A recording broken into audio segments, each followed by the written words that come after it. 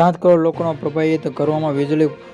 ડૂબ સમગ્ર અમેરિકામાં હાલ ભારે હિમવર્ષા ચાલી રહી છે અને છેલ્લા એક સપ્તાહમાં 21 થી વધુ બરફ પડ્યો છે અને 82 વર્ષનો જૂના રેકોર્ડથી તૂટ્યો છે અને અગાઉના આટલી હિમવર્ષા 1942માં થઈ હતી અને હિમવર્ષાને લીધે 7 કરોડ લોકો પ્રભાવિત થયા છે અને અત્યાર સુધીમાં 4700થી વધુ ફ્લાઇટની રદ કરાઈ હતી અને 2.5 લાખથી વધુ ઘરોમાં વીજળીનો પુરવઠો ઠપ થયો છે અને ઘણા વિસ્તારોમાં 3.5 ફૂટ સુધી બરફ પર જમ્યા છે અને આ બીજી તરફ પવન લીધે શીતલ લહેર પછી